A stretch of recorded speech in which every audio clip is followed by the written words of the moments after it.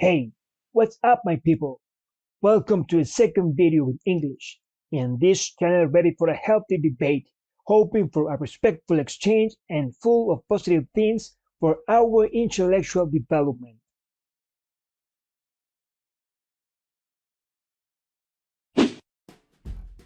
Once again, excuse my sloppy and shabby English, but I'm doing this with all of my heart, just for you, because I love you. Today, we will continue talking about this religious syncretism, that shit that says that all the gods of the Olympus, of the Egyptian pantheon, the powerful Nordic gods, and the Jersey devil are Jesus. All of them. No exceptions. Fuck yeah!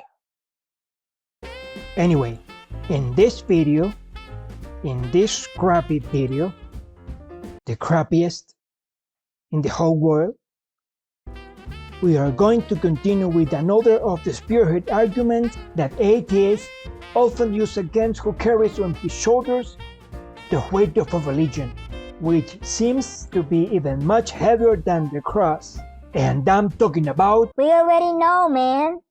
Go on, bitch. Once again, we will take into account Peter Joseph's documentary, called, with this beautiful German name, Mit dem Namen Zeitgeist, which means called Zeitgeist. In this film, we have such a powerful reasons to put an end to the lies and falsehood of this religious doctrine that has so many people submerged in the idiocy of believing in colored elephants that fly through the skies. Let's listen to this new argument that Peter Joseph has to say in his documentary. We have already published the first part. If you haven't seen it, what are you waiting for? I'll leave it up here for you, cause I think you're nice. Very nice. I love you. Horus was born on December 25th of the Virgin Isis Mary. His birth was accompanied by a star in the east, which, in turn, 3 kings followed to locate and adorn the newborn Savior. At the age of 12, he was a prodigal child teacher, and at the age of 30, he was baptized by a figure known as Anup, and thus began his ministry. Horus had 12 disciples he traveled about with, performing miracles such as healing the sick and walking on water. Horus was known by many gestural names. This is how we delve into the most intimate depths of these deities, their birthdays. Yeah, we'll have a party. No, sir. We will have arguments and reasoning conducive to the development of understanding. Regarding the theory presented in this famous documentary, it is striking that it manages to find the date of Horus' birth, and this is not easy at all. This friend and his colleagues must have important connections and superlative sources, since finding the date of birth of a god, son of 2 gods, is an extremely impossible task.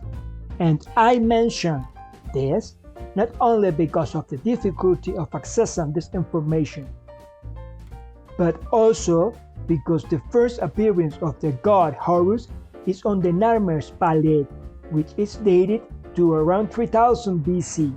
The strangest thing is that our beloved god, with the head of a woodpecker, appears in this beautiful work of Egyptian craftsmanship in his adult stage, even in his animal form, ready to protect whoever was sitting on the throne of this magical and endearing empire, which would imply that who knows how many more years, hundreds or millennia, this flying deity would have. But let's review the history. Boring! After humans stopped being nomads and began to settle in territories, an alternative became necessary to have greater control of time, especially because of the issue of crops. taking advantage of rainy periods, anticipating the drier periods. That is, everything that involves the evolutionary process of the development of the food production. Perhaps the first civilization that managed to settle in a relevant way for humanity were the Sumerians. So most likely, this was the first culture to begin with account of the solar and lunar phases, which together made up what today are the days, months, and years. This magnanimous event that has conditioned the rest of humanity since then, even more than Jesus Christ himself, began in this ancient civilization like 5,000 years before the Christian era, with notable imperfections and a significant time lag.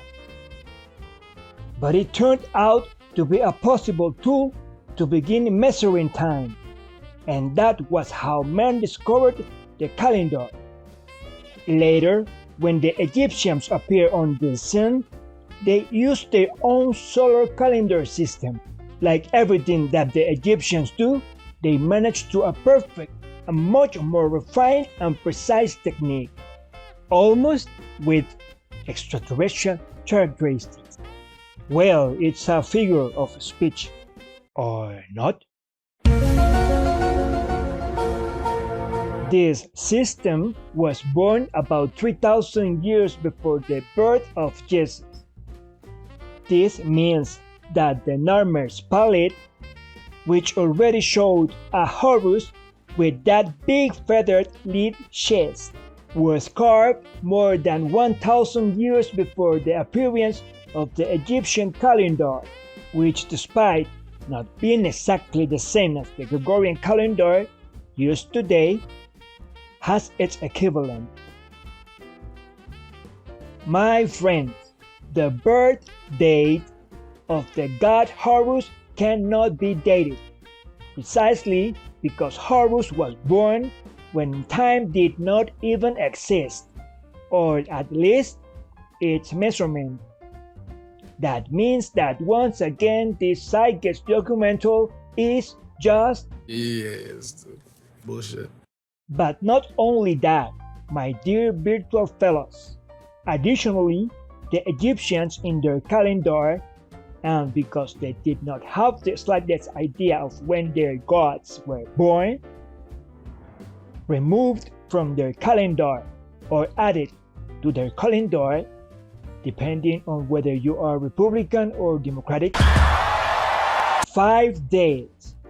5 days to celebrate and pay tribute to their 5 main gods: Osiris, Seth, Isis, Nephthys, and of course our aforementioned and worshipped Horus.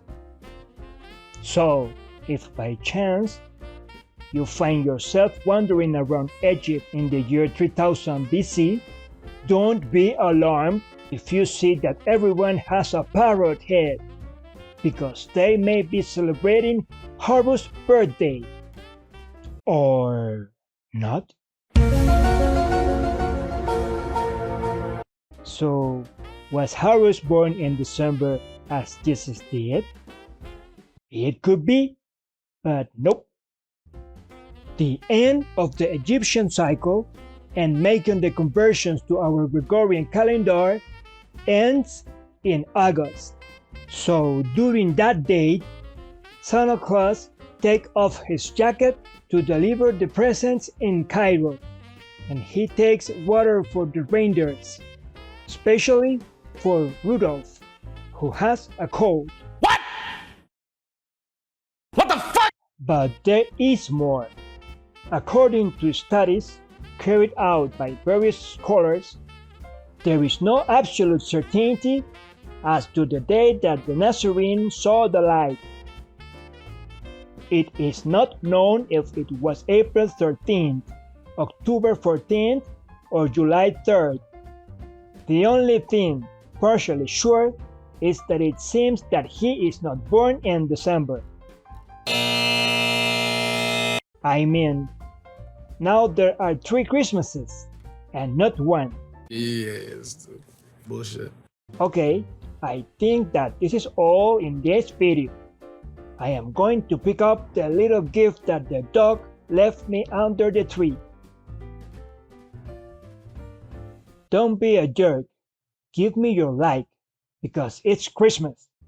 Subscribe if you want to keep watching a sock that have this sexy accent. And comment if your dog also left you the same gift in the living room. Bye and Merry Christmas.